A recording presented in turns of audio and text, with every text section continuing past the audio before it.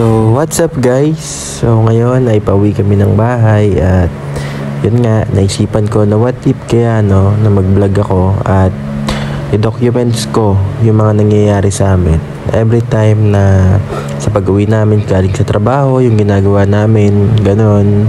Para lang alam ninyo kasi matagal-tagal din akong hindi nakapag-upload dahil naging busy na ako sa trabaho. Yun.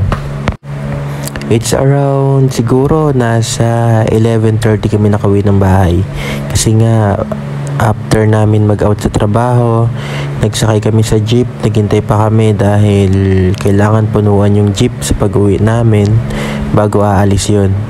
So after nun, ilang minuto rin yung biyahe ng jeep. After namin, sasakay ulit kami ng tricycle dahil papasok ulit yun dito sa aming tinitirhan. So, yun nga no, mahirap yung trabaho namin, nakakapagod. Pasok kami ng alas 11, alas 12 ng tanghali, ganun. Tapos uuwi kami ng 11 ng gabi or 12 ng gabi. Yun, halos midnight na no. So, ganun kahirap yung trabaho namin, then yung travel pa.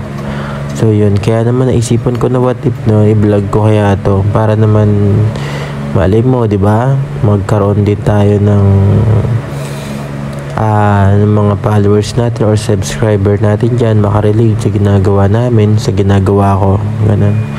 So yun nga no, ganun, halos ganito lang rin naman yung mga ginagawa ko every time na uwi ako sa trabaho. Pagka-uwi, kakain kami.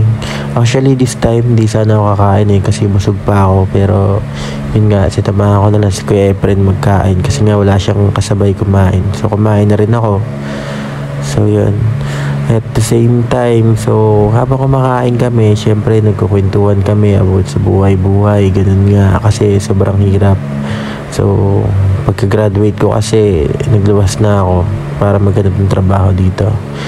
So yun nga lang, mahirap talaga ang buhay. Talagang kailangan mong mag-take risk, kailangan mong harapin yung hamon ng buhay para lang sa pangarap mo. Okay, dahil may pangarap tayo eh. So yun nga no. So after ko nga pala kumain dyan, so maglalaba na ako. So ganto ako lagi tuwing uwi kami. Lagi kami naglalaba kasi nga yung uniform namin na dalawa lang yung uniform namin.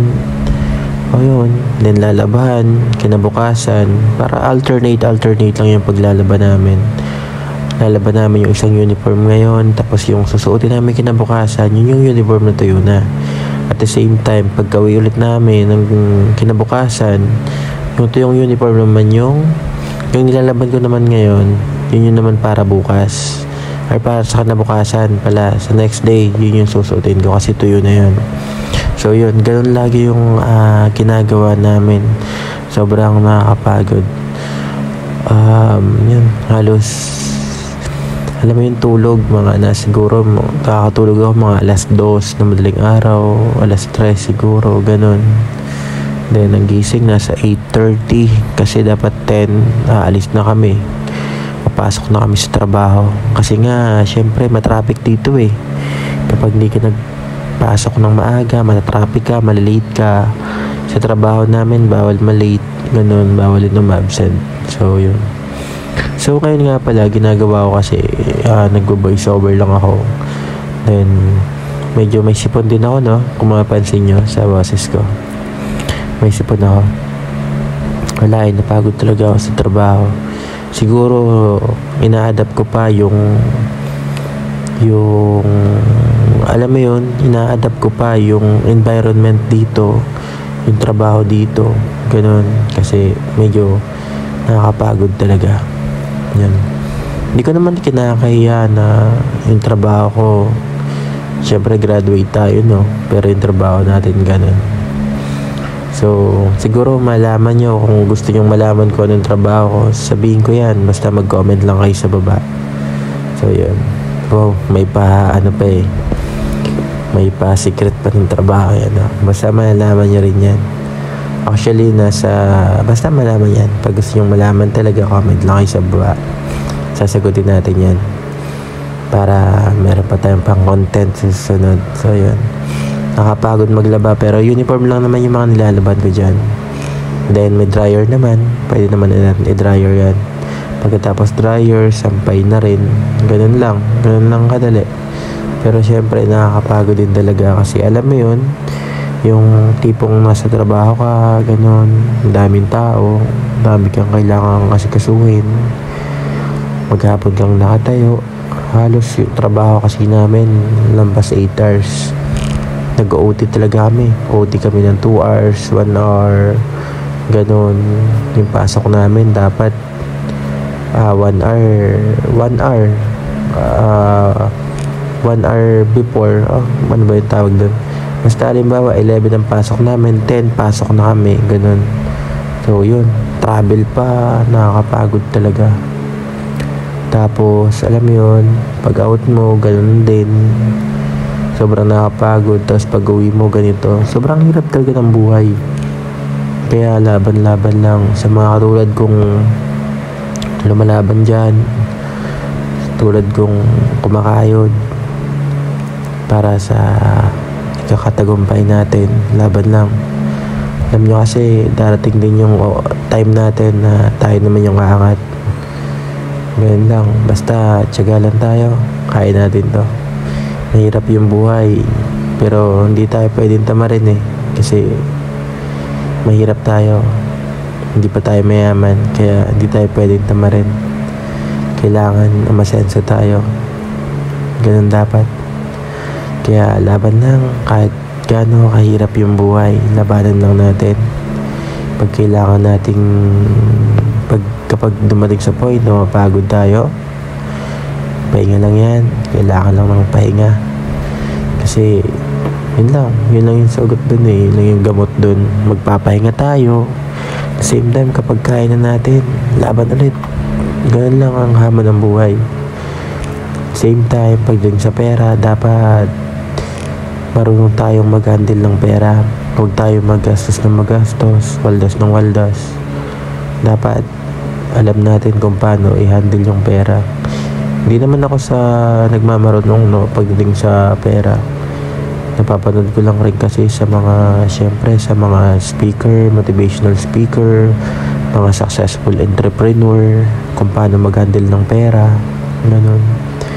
Kila Chingitan, kila RDR, yan yung mga napapanood ko kila Raymond De Los Reyes, kung hindi ako nagkakamali, kay RDR yun, kay Coach RDR, napapanood ko yan.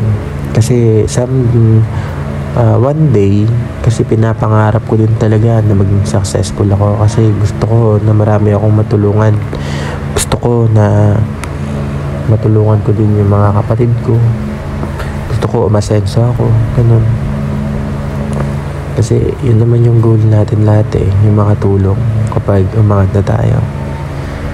Kaya sana pagbigyan tayo ng nasa itaas, na sana dumating sa point na maging successful tayo. Kasi sa totoo lang, mahirap talaga ng pinanganak ang mahirap, pero sana hindi tayong mamatay na mahirap. Ganun. Okay lang na maging mahirap, okay lang maranasan natin na yung hirap, kasi doon naman nagsisimula yun. Pag naranasan natin yung hirap, doon tayo magiging mature, doon mabubuksan yung isip natin, doon tayo magiging independent. Yun, basta sa lahat ng hirap na nadanas ko, kayang-kaya natin yan, kaya laban lang.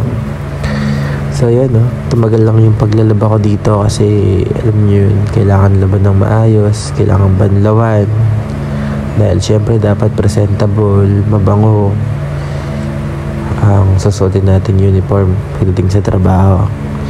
So yun lang, siguro yung aking gagawing video, yung aking gagawing content is daily vlog. So mahirap to, pero kakayanin natin. Gagawa ko ng paraan para maka-upload. Yung mga i-upload ko lang naman is sa araw-araw na ginagawa namin pag out sa trabaho, ganun. Sana huwag kayo masawa at sana supportahan nyo ako, dahil beginners lang ako sa industry na to. Medyo mahirap rin, pero alam nyo yun. Sana gumaling din ako sa pagbablog kasi andun pa rin nilalabanan ko pa rin yung hiya ko, nilalabanan ko pa rin, pero gusto ko talaga maging vlogger tulad ng mga sikat na vlogger ngayon. Talaga yung gusto ko. Kaya sana supportahan nyo ako, kayang-kaya natin to.